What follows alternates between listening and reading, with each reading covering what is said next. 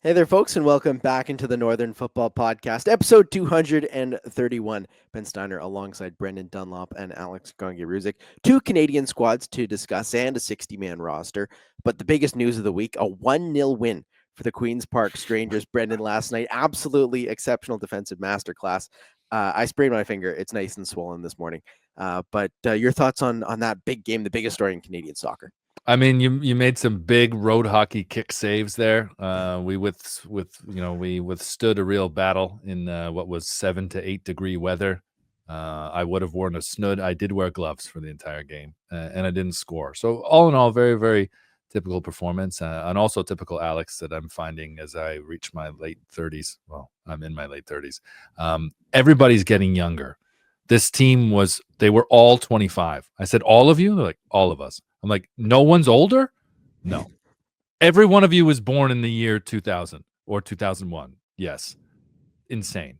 Ben's our youngest player. The next youngest guy's 29. Our average age is probably 36. We don't stand a chance in this league. We won, though. Yeah, we won. I know. But if this continues where every team we're playing is a unified age of 25, like I'm feeling it this morning. Well, play the kids at the professional level, but I've always said at the amateur and semi-professional level, it does help to have a couple, some experience, some chemistry. Running around in circles can take you so far if you're not running around in straight and organized lines. So there is some value to being older. I mean, I say that as sometimes at Sunset Beach FC. Now I'm Unk at 25. So shout out to all the 30-year-olds that come because I'm getting called Unk. So sometimes you need to show some experience to those kids and show that, I can't run as fast. I can't dribble as fast, but I got some other tricks up my sleeve. We'll jump into the Canadian men's national team talk. They're a little bit better at soccer than the three of us. Although, Alex, I think you could probably cut it in a training session, maybe having played with you a few times. And with the national team players that have come out to Sunset over the years. Maybe I can catch one of them to kick them once in 90 minutes, maybe once off the corner. But yes. Jesse Marsh unveils his 23-player squad for friendlies against Ukraine and the Ivory Coast in Toronto. Luc de Fougerolles, Nathan Saliba, and Jane Nelson are the new faces in the team. Sam Adekubi and Richie Larea are back from injuries and also rejoined the roster. And then a new dual national that not many people had heard of, Gabriel Biancheri, is included. Will be intriguing to see what he is able to offer. 18 years old, Manchester United Academy product. And Moise Bombito and Alistair Johnston are missing out on this camp. Bombito is going to miss out on the Gold Cup as well. Johnston will rejoin the Gold Cup squad at some point during the tournament, maybe not on that initial roster. But Alex, your initial thoughts on this Canadian Shield roster? Yeah, I like it. Jesse Marsh kind of hit on everything you want to see out of squad for friendlies. You kind of get your big guns, so you'll see your, the guys you want to be seeing headlining, right? It's for the most part, those who are available are in. Moise Bombito makes sense. Marsh also reminded us, which is true, that because Nice only finished fourth and that France didn't get the coefficient this year, that they're going to have to go through early round qualifiers. So shorter off season. Bombito hasn't had a break since January 2024. All that adds up along with the wrist surgery. If anything, the wrist surgery timed perfectly from Bombito, in my honest opinion. But otherwise, you got a lot of the big guns you want to see. But for fun, you got some new faces, right? Nathan Saliba, Jesse Marsh was not a lot of good things to say about Saliba today. Jade Nelson's off to a great start. Marsh also had good things. Luc de Fougerolles, super exciting. Jamie Knight-Labelle, also some good things to say from Marsh. So that's encouraging. You see the return of Adekubi Larea, two key veterans that I think are going to work hard to try to make that World Cup squad next year. And then for fun, he knows the sickos out here are trawling through the forums boards and the Reddits and the MySpaces to find the dual nationals. And for the most part, when a dual national comes up, there's a chance people have heard of him. I love when he pulls out a wild card, a true wild card. And Manchester United U18, U21 striker and Biancheri, he's a quad national. He scored a lot of goals for United. Like very exciting pickup from Marsh. Not pickup because he's not committing. He's not even going to play. He's coming as a training player. But I think these are the kind of dual nationals you want to be at least tracking and looking at from Marsh's perspective. I was surprised to see the name on the press release as well, because I was like, okay, a teenager academy product. How come we've not heard of this guy? Oh, because he's a Wales youth international. which was probably discovered when they were setting up the senior friendly against Wales, and realized, like, wait a second, this guy at United is eligible to play for Canada through descent, is what it says on his Wikipedia page. Didn't explain the lineage connection, but I'll take it. It seems like a good squad and a good team. I mean, there's some names that jump off the page there that you expect to see. Alistair Johnson wasn't on that list. Jonathan Osorio wasn't on the list, but Jesse Marsh saying in his press conference that they'll be involved in the Gold Cup, and he expects them to be. So not the entire Gold Cup roster, but I think when we all saw it, we thought, yeah, this definitely looks like the trimmed down version from the 60 that we saw earlier in the week. This looks much more like a tournament squad. Yeah, and it's going to be interesting to see exactly how this all plays out, because when you look at that back line as well, you're missing Alphonso Davies, of course. You're missing Moise Bombito. You're missing Alistair Johnston for these games. So it's Derek Cornelius-led back line, and it really throws a bit of a wrench into all of the stuff that Jesse Marsh has built over the last year or so with the Canadian national team, at least when it comes to the back line. Alex, when you look at the players that are on this backline, especially there's not much depth in the wide positions. How do you see this playing out? That kind of plays into the question from at Guia1406 as well, as what's your starting lineup for this team? Yeah, well, I guess on one hand, you could say it throws a wrench, but does it? Like, Yeah. a lot of these guys, anytime, Joel Waterman has stepped in, he's looked a lot better for Canada than maybe he even has for club recently. Jamie Knight-Lebel looked fantastic in the fall. Luke DeFougereau looked excellent last year against Uruguay. Like, for the most part, even Kamal Miller against Suriname, don't forget as well. He had that great game with the headband of tape after a bloody head injury. I think for the most part with Marsh, what's been clear to see is that because of the philosophies he's implemented and the style of play, everyone knows what they need to do, where they fit, what their role is, so that when guys step up, you get situations like Ali Ahmed, who maybe didn't play the first 6 to 10 games under Marsh, but then all of a sudden he comes in through an injury and then he took that spot and made it his own. And there's been other examples of that with Jacob Shaffelburg. Otherwise, so I think, well, what this will mean is next man up. I think there's no doubt that when Moise Bombito is healthy, he's going to get his spot back. But who knows, if a Knight-Lebel or a Luke DeFougereau impresses, they'll be battling Derek Cornelius. I think this is a unique chance because it'll be an opportunity for Cornelius to step up as a leader. Marsh kind of referenced that in his press conference, that he wants to see Cornelius step up. But also this will be a chance for Luke DeFougereau and Jamie Knight-Lebel. I think those are going to be the two main ones to battle, because they've got a lot of potential. And I think that's why Marsh has kept them around, because he knows there's a chance that one of them could break out sooner rather than later. And they've shown hints of that at the club level.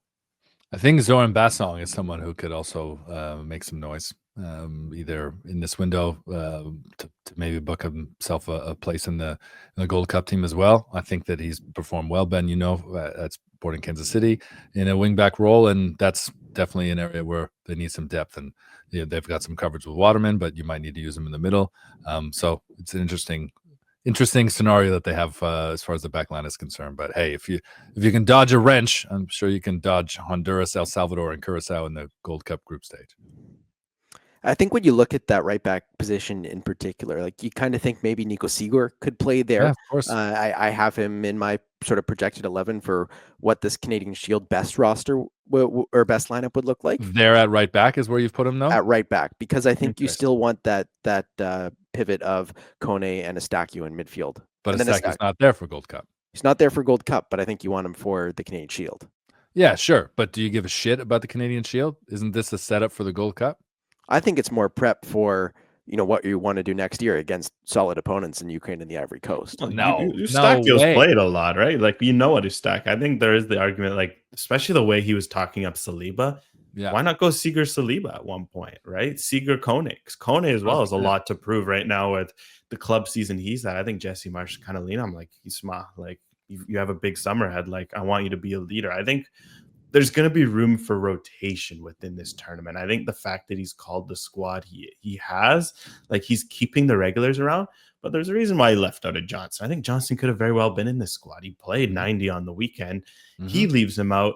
Eustachio, if anything, is just getting called because he knows he's missing the start of the Gold Cup. So this is kind of the flip side of that. He's maybe here for a leadership role, but in terms of going out on the field, yeah, he'll probably play a good chunk, but I think there's room for Seeger in the middle, in particular, Saliba in the middle. Some of these other guys, Jaden Nelson to get a look. Promise David and Daniel Jebison finally getting a look, because we do have to remember that the last time we saw this group in March, the games were very different, competitive, Nations League, and I think Marsh referenced that. We do have to remember in the times that we've seen him play friendlies, he has been more open to experimentation. Do you think you're seeing a player like Nathan Saliba get the choice over like a Matthew Choinière if they're playing two in midfield? I think Kone is probably going to play a big role and take on more responsibility, but who's going to be that one next to him? Saliba would be a little bit more offensive minded with Kone, who also has that kind of mind tactics wise. So maybe that's a little bit too much, and you have Choinière kind of hold back a little bit. Not to totally jump down your throat with your suggestion there that these games against Ukraine and Ivory Coast are important for the World Cup. I do think that because they are the appetizers to the Gold Cup, a tournament in which they're still looking to win, this is his moment to experiment. So I think he looks at Eustáquio not being available, but not wanting to fully commit to any duo, but that maybe Saliba and Seager is not the double pivot that he wants to run at the Gold Cup.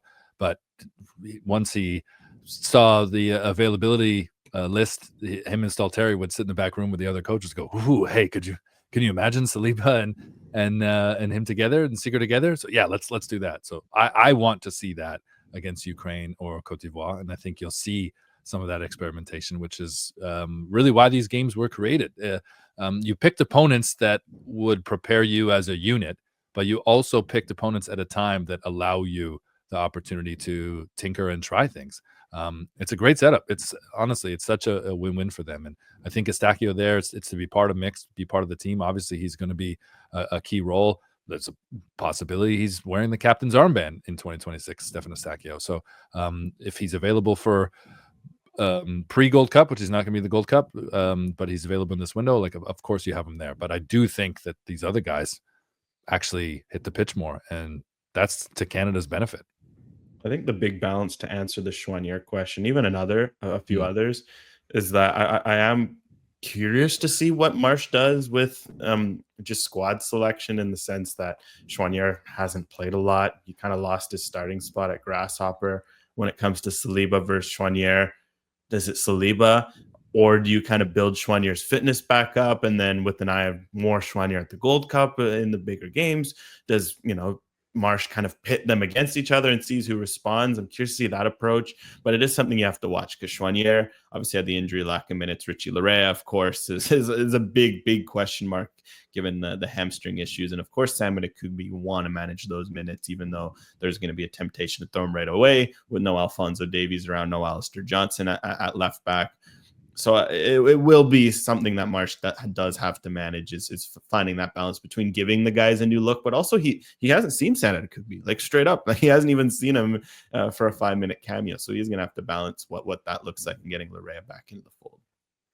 And a question from Afrikaans on Blue Sky. Which position group are you most excited to see with this Canadian men's national team, and which one concerns you? For him, it's the midfield battle that he's excited to see, in the fullback depth, which we've of course spoken about already. And on the Canadian women's national team, which we'll get into later, which players do you feel are knocking on the door for a call-up, and which regulars need to perform this window, Alex? Yeah, well, we'll get to the women's national team talk in a bit. But as for the men's national team, it's a good question. I think for me, I got to go the forwards, just because it feels like, especially we'll touch on it a bit in Canadians abroad, it felt like every forward not named Jonathan David scored, which is just like always impressive to see. And you just look at Daniel Jebison, Kyle Larin getting goals, Tani Olawase, Promise David all scoring, all these guys all in the squad. It's huge for all of them right now. Like, Larin has a spot to keep. Promise David is breathing right on his neck. Daniel Jebison, can't forget his potential, and the fact that he's at arguably the highest level of all those ones we're talking about. You look at Tani Olawase, who's had a great start to the season. That forward group is just so tantalizing. And the fact of Jonathan David makes a move that takes him out of the start of the Gold Cup to the Club World Cup, if anything, that almost might be a blessing in disguise for Marsh, because he can get more of a look at this loaded group. But as for worries, I'm going to go on the opposite side of Afrikaans. I'd probably go just the midfield, in the sense that it is a little thin. I know the fullback is a concern, but I think you can put other players in that position. Like, there's enough plugs, so to speak. Like, I know you can put Ali Ahmed back there. You can put Tajon Buchanan back there. You can throw Nico Seeger in there. The fullback will take care of it. So you can put center backs out there. I do feel for the midfield, it's still a bit light in the sense that as soon as Eustachio is out, you got a lot of guys who have a lot to prove. Like Kone is going to have a lot to prove. Chouanier with his form, his minutes, something to prove. Saliba, high potential, but we still have to remember he's integrating into this squad. Nico Seeger, we haven't seen a whole lot of. If all of it hits, fantastic. It's midfield depth. It's gold, like Afrikaans mentions. If it doesn't hit, we could be sitting here in a month's time being like, man, they're going to need some more guys to step up. So I would like to hope the midfield battle hits the ground running, but there are some concerns. Yeah, for sure. For me, it's the forward I'm most intrigued by, because I really want to see Promise David in that Canadian shirt delivering. And I also want to see what that brings out in some of the other guys. Like Tani Oluwase is the third guy right now. Like Jebison and Promise David have a lot of promise, and we're all excited to see them, I think. But Tani's scoring goals, and it took him 11 games to score his first for Canada. But Jesse Marsh obviously believes in him. He's showing that he gets chances and opportunities. So the fight for minutes amongst that top five there up front, that's exciting, man. I actually think Tani Oluwase is in a worse position with the Canadian men's national team than he was prior, because of the way that Minnesota United has been playing under Eric Ramsey. It's been successful. They've had a lot of success with him and Kelvin Yeboah leading the line there, Robin Lod getting some chances as well. But they're counterattacking. They hold 28% possession a game, and they win 4-1 against Miami. But they're not a team that wants to build up or hold possession. He is running onto long balls. It's a lot of very good-looking Route 1 football. And that's not the way Canada plays. That's how he's been thriving this year, but it would be a big adjustment, and I think a bigger adjustment than he's had in the past with Canada. And of course, he only got his first goal for Canada at the Nations League, so it could be a little bit more difficult, I think, for Tani Oluwase this summer. And we'll also jump into a question from Stephen Prasad. What constitutes a successful tournament for you guys in terms of player performances? Promise David maybe playing over 50% of the minutes. Luc Defouge-Rolls and Jamie Nate LaBelle earning a start and maybe some significant minutes as well. And I think we're more so talking about the Gold Cup here I think this is the assumption. Shield. With the Shield. Okay. Which is fair. It's 2 games, 180 minutes of friendlies, right? It is a good question. And I'll hop right in. I think there's definitely a lot for Marsh to look at. Like for me, Nico Seeger getting a midfield start. That's one. A significant cameo for Promise David. I like that shout from Savan. I think a Promise David start would be great. Why not a Jebison start too? You haven't seen these guys. You didn't get a proper look at them because the games in March were so intense. So I'm all in on that. Honestly, give Max Crepeau and Dane Sinclair a run. I think give each of them a run to keep that competition open.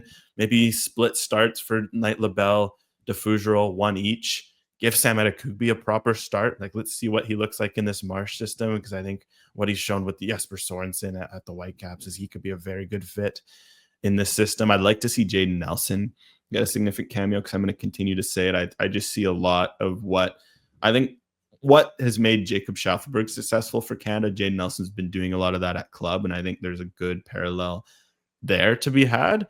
And I think those are probably the big ones for me. I think the rest of it we'll see how it plays out. The midfield, I'd love to see some Saliba. I'd love to see some of that. At the back, we'll see how it plays out. But definitely, there's a lot of player quotas I'd like to see hit.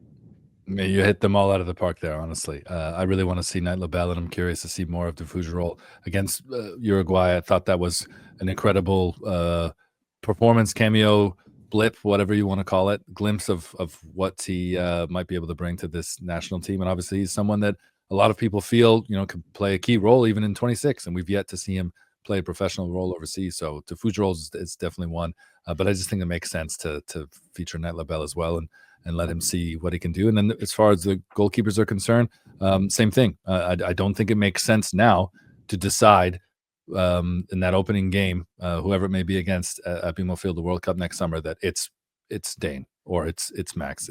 It should still be an open competition, even if there is one guy in the lead and in the driver's seat right now. That's natural. But you want to have both guys feel that they have a chance to compete for that spot. And by rotating the two of them for these games against Ukraine and the Ivory Coast, I think that's the right plan. Yeah, I would agree with you on the goalkeeper point, but Dane Sinclair right now with Minnesota is leaps and bounds ahead of where Maxime Crepeau is. And Agreed. I think that has to be your first choice in a big game. Say they get to a Gold Cup final or something like that. Like the choice is probably Dane Sinclair, unless he completely, has a stinker in the Gold Cup against something like a Honduras or something like that. Yeah. But you can't discount Kripo either, though. Like he did win his spot back. He did play in the Copa America in the big games last year. Like this, just some, what happened with Portland. I think we've said is also an anomaly. Like it's not the most well-coached team. I know they're in the top 5 in the West right now. The West sucks. We'll continue to say that. Like I think Kripo, you can't completely throw Kripo. Like I agree, St. Clair's ahead, but you can't completely dismiss what Maxime has done. And one of the battles that probably entices me most is the battle between Nelson and Shaffelburg. Shaffelburg hasn't been very strong with Nashville this season. Nelson, of course, has been critical to the Whitecaps when he's been healthy. Alex, where do you see this playing out, especially since, Shaffelburg hasn't really performed in a Nashville shirt? Yeah, well, it's been tough for Nashville. I mean, they've been in great form. He's played more of he's like a decoy almost. It's like the tough role in the offense where his own success is playing against him because BJ Callahan knows how quick he is and how he stretches lines. So he asks him to do it a lot. But Nashville are kind of like almost using that to just stretch the opponent so they can use Mukhtar and, Surridge and all these guys they got between the lines and in the box. So I think for Shaffelburg, I think just being back in this Canadian environment will bring the most out of him, and I think he'll get a good look. But I think Jay Nelson deserves a significant cameo. I think the sort of aggression with which he's played, Marsh is looking at that and thinking, man, this is a Jesse Marsh player. And just the way he's been so direct, 1v1, creative, and the fact that he's got that familiarity with Ali Ahmed, I think that there's a lot to like there from Nelson's standpoint. So I think it's something for Marsh. You want to build Shaffelburg's confidence up because he's so important on this team. But I think Nelson, there are a lot of signs that he could be a very impactful player under Jesse Marsh.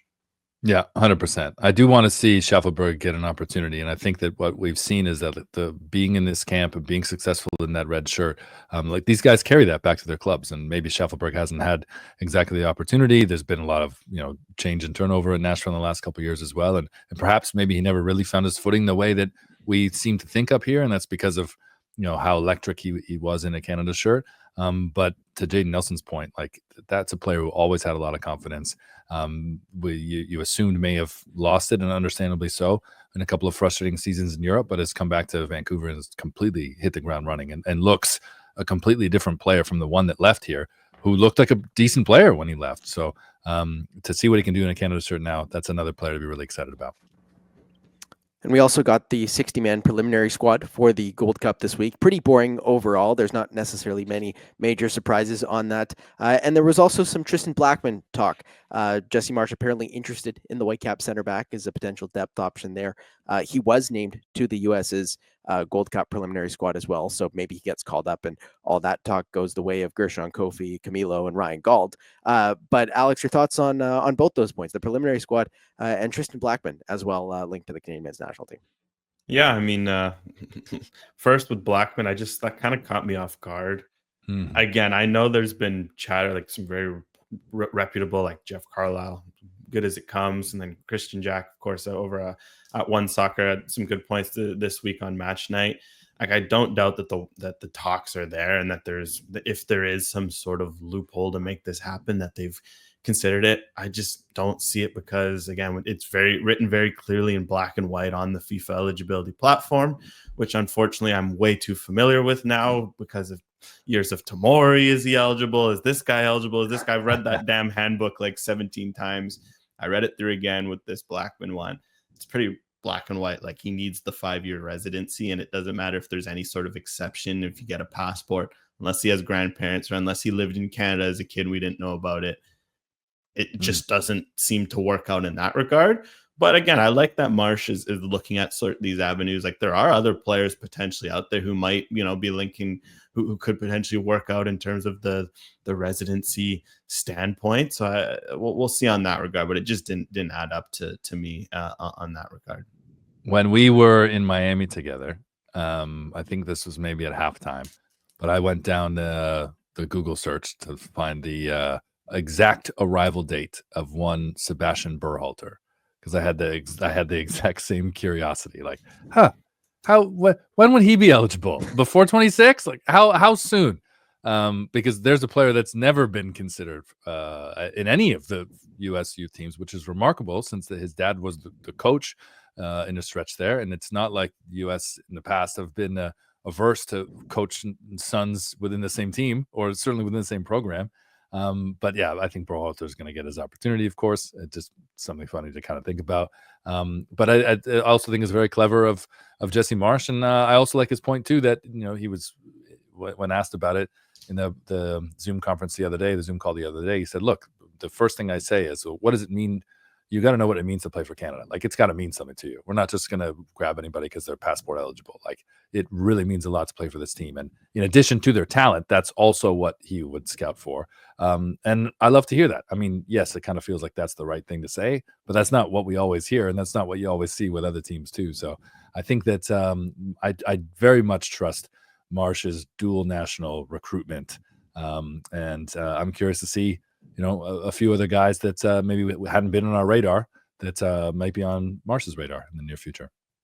And not on our radar, but there was also Lucas Cavallini, Scott Kennedy, Mark Anthony Kay, some of these 2022 names that were named on that preliminary squad as well. I asked Marsch about it. He says he's talked to Cavallini. Kay is eager to get back on the team as well. Do you see a spot for them coming back into this team, Brendan, at any point? I mean, yeah, potentially. I don't necessarily see them contending for a place next summer. I really don't. And as far as the Gold Cup is concerned, it's with fatigue. You want to have a deep squad. Those guys have experience, obviously. I do kind of think that the time has passed, but I also don't think you should completely shut the door on them. I wouldn't be against the opportunity for Milan Borjan to be back in the camp either. Honestly, he's not going to start in 26, sure, but I wouldn't shut the door on that completely if it works out. So I think those are two guys that still have something to offer, but they offer in a much different way and in a lesser way than they did previously. Well, so I don't think they're going to be included, at least not if it all goes to plan, and I think that's okay to say. And Jesse Marsch probably had pretty honest and blunt conversations with them of, look, in reality, you're maybe 30th, 40th, 50th down the depth chart. At the end of the day, you got to name. We don't have to name 60, but I like that Marsch did. And hey, like, on a joking side, remember, like, are we going to forget the 2021 Gold Cup where, like, Canada had, what was it, like 6 injuries in the group stage, and like they had to call up guys off the preliminary list for the knockouts because they were down to like 17 players left on the roster because like Iowakanola blew out his knee. There's a couple other guys. It was just insanity. I remember we had to literally like learn the rules of how Gold Cup injury replacement worked because Canada was so far down the list that they were like pushing the limits of what was even allowed. So it never hurts to have guys around on that, sometimes circumstantial. Maybe you're playing a Gold Cup game out west. Mark Anthony Kay is based out west. You're short a couple of midfielders for a game. You're not able to call a guy from Europe to come in on short notice. It is good to have those guys around in emergency situations, but the reality is, other than that, there's no scenario where they're going to be much in the squad now or ahead of the World Cup. And I think that just shows how much Canada's grown, where very serviceable players are playing regular minutes, at least in the likes of Kay and some of the other veterans. Cavallini, of course, coming off an injury, that they're not even in the conversation. They're not even in the long list. Shows just where this team's at under Marsch. 100%. Like, honestly, from 35 to 55, there's quite a few guys in that spot there that you could make an argument like are deserving to be in a Canada team, not necessarily to be in this Canada team, but even thinking about that 2021 Gold Cup squad where like Iowakanola wasn't a preliminary roster guy, he was a roster guy.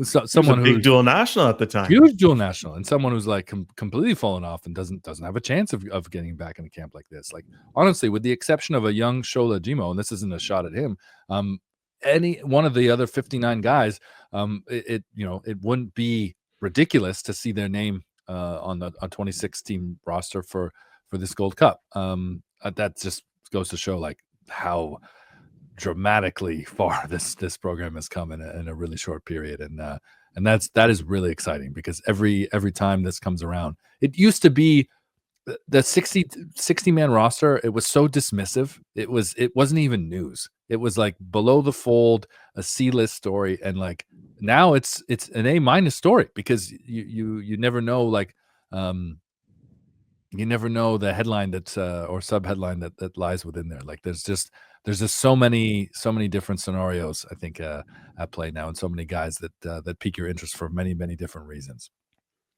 Before we wrap up our men's national team conversation, any players that you would have wanted to see in this Canadian Shield roster that aren't there and aren't injured? Name that comes to mind for me is Jason Russell-Rowe with the Columbus Crew. He wasn't able to crack that roster, and there's 5 strikers that are 3 better than him, and then probably a couple equal to him. Yeah, agreed. And you know who actually jumped off the page because I double checked it? Theo Corbiano. When I saw him on the 60-man roster, I thought, oh, he's definitely going to be playing against Ukraine or the Ivory Coast, and so that one surprises me. I think both shouts. I would add Luca Petrasso. I know Montreal's had a tough start, but he's been one of the bright lights, especially offensively as a left back. Canada's depth at left back isn't great. I love that Jesse Marsh name dropped Petrasso. Ralph Priso's another one. He's taken a big leap forward for the Whitecaps this year. I talk about midfield depth, especially at the number 6 not being great. He's one. And the last one I'll throw it just because we have a question from Bernard at Bernard Campagna. It's, of course, is Owen Goodman eligible for Canada? I'd love to see Owen Goodman. He's Wimbledoner and now in the promotion final. He was named EFL League 2 goalkeeper of the season. He's had an incredible campaign, the Crystal Palace loanee. He is eligible for Canada, but he doesn't have his passport. We do have to remember that for all the talk of being eligible, doesn't matter if you don't actually get the paperwork in order. I know his father mentioned in an interview they've been working on that. Hopefully it comes through, because if he becomes eligible and gets a Canada call, he is a very, very high potential goalkeeper, one that I would love to see in a Canadian shirt. I think I had this conversation with you. I was talking with someone. I used the term dual national, and they went, "Sorry, what?" I went, "Dual national," and they're like, "You mean dual citizen?" And I paused and went, "No, dual national means that like I'm a Portuguese Canadian dual national. I'm eligible to be Portuguese, but I don't have my citizenship. Therefore, I am not a dual citizen." So it's a very unique soccer term that needs no explanation to sickos or the affiliated, but not affiliated. It's a very, very unique standalone term. Canadian women's national team also naming their squad. Casey Stoney naming the squad for friendlies against Haiti in Winnipeg and Montreal. A few new names making the squad. Mary Levasseur comes back into the team for the first time since 2022, and Zara Chavoshi of the Orlando Pride makes her way into the team as well. Evelyn Viens, Jordan Heidema, Simi Wujo, and Olivia Smith all return to the squad from injuries, and a couple of key names remain sidelined due to injuries, and Quinn doesn't crack the roster either, despite a fairly strong start, albeit with some injuries in their season with the Vancouver Rise. Which players do you think kind of stand out on this team? Desiree Scott, of course, back for her testimonial game as well. But when you look at this roster, Alex, what kind of pops off the page to you? Yeah, I think just a few. I love that Chavoshi's in. She's kind of someone who popped up on my radar. Just shout out to www.soccer.ca, because in preseason she shouted out that Chavoshi signed with Orlando. So I started to keep an eye on her, because Orlando's a great team. What you have to remember too is the NWSL draft is abolished, so players are free to sign with NWSL teams out of college.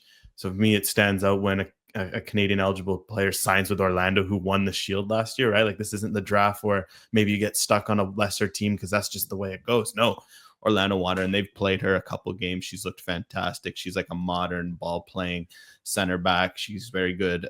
Just reading the game, snuffing out attacks. So it's good because you can always use those at center backs. Canada has a lot of top end center backs, but they do actually lack a bit of depth, as we learned with Kadisha Buchanan's injuries. All of a sudden, going down the list, you do need center backs. So I like that. And also, otherwise, I do like that Casey Stoney is going to get more of a look at Simi Wujo. Like, I think Simi Wujo is going to be such a great player under Casey Stoney. Obviously missed out the last camp, and ditto to that Olivia Smith, like just coming off a fantastic season.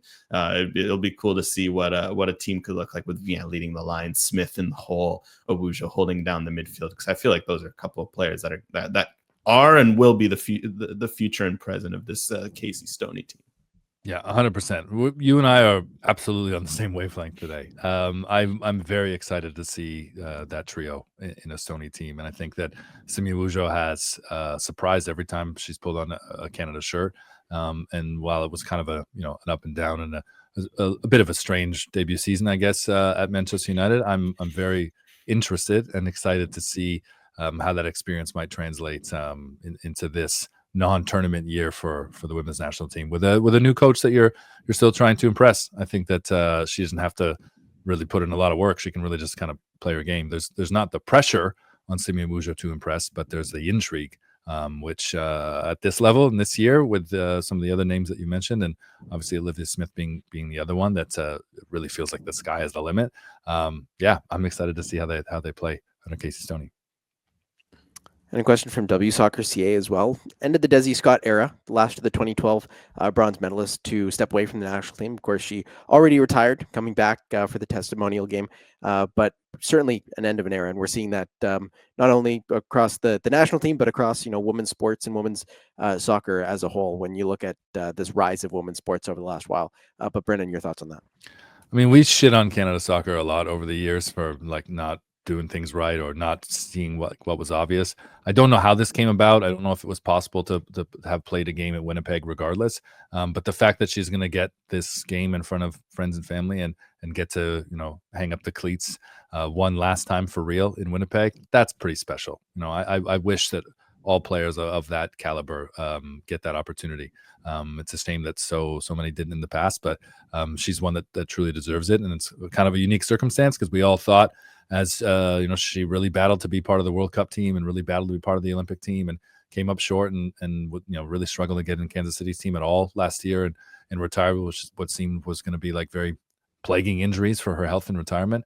To be able to contribute to Ottawa and be a part of this historic inaugural NSL season and get this moment, look, that's really cool. And as Casey Stoney said, look, she's she's not going to play in Montreal. That's fine. Like the fact that she'll get a night that she'll never forget in Winnipeg. That's really cool. Yeah, we have to remember, like, this 2012 team, like you mentioned, is just like, it was a team that kind of transcended generations. This is a team that kind of defined, an era for that team, but also like the sport, what they did just in terms of gaining recognitions that Canadians can play at the highest level in a major tournament, can be the ones that are out there competing with hockey, competing with the other big stories, the way that, Sinclair did after her hat trick against the US, the way people were talking about her was just a way that, let alone women's sports players, but Canadian soccer players at large had ever been spoken about. So I just love that over the past, I guess, 18 months it is now, we've had the chance to, as these players reach the end of their careers, their very storied careers, they've had the chance with Sinclair and Schmidt to say goodbye, and McLeod to say goodbye, and now Desiree Scott, because those players were just so key to what we see now, this Canadian soccer renaissance on, the men's and women's side.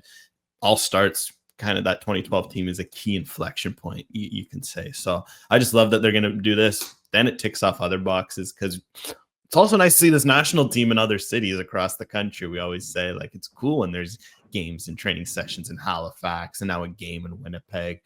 Jesse Marsh has talked a lot about how this team needs to be the people's team. I love how Casey Stoney has come right away and embraced that sort of mentality with this women's team going to Langford, now going to Winnipeg, going to Montreal. I think this is what these teams need to do to build that outreach, to build the connection. So no, I absolutely loved seeing that. And I think it's cool that this next generation is going to remember a legend, but also this is a chance for, people to meet the Eveline Viens, the Olivia Smiths, some of these players that we've maybe only seen a lot of on the TV, because Canada doesn't play enough home games. You forget how important it is I just saw it in Vancouver as a side note. Like, it's funny as it is to say, like, someone like Julia Grosso, we've seen play so much for her. Like, she's a household name. But a lot of Vancouverites actually haven't seen their hometown gold medalist hero who helped seal such a big moment for Canada. So you could see the way a lot of these fans were just celebrating seeing that. And I think for Canada, just having that chance to give these players that platform is so key. On your 2012 point, we will be talking about that team as being the turning point for Canadian national team soccer forever. And I was thinking about Vancouver hosting the Winter Olympics potentially again, right? They won't get 2030. That went to Nice, right? But they'd be in for 34. When are they going to get it again? Calgary bidding for the Winter Olympics too. Canada will host the Women's World Cup again, and they'll talk about 2015 being the first time, and the national team was on the rise. But like, that 2012 team made the Canadian national team, men's and women's, matter nationally in a way that winning the Gold Cup in 2000 didn't, and prior to just didn't, because if the majority of people that were interested in soccer in this country had that interest from elsewhere, and like you guys having been 12 years old when that happened, this men's national team, like you going to men's national team games before you could legally drink. Like in my generation, and I'm barely old enough to have to be your fathers, but like in my generation, not many people were going to Canadian men's national team games before they could drink. It just didn't happen. They've that 2012 team will always be remembered, and like they are some of the faces of like that monumental turning point. And Desiree Scott is a legend, absolutely incredible, Hall of Fame elite, fantastic ambassador for the sport, and someone who I'm really glad will get her flowers in Winnipeg. That's all we've got for this episode of Northern Football. It'll certainly be a fun next little while in Canadian soccer. I can't remember the last time we had 2 roster drops to talk about on a single episode of Northern Football. Make sure to subscribe to the show wherever you get your podcast, and you can also subscribe to the show on the 90th Minute on YouTube. For Brendan and Alex, I've been Ben. Thanks so much for tuning in.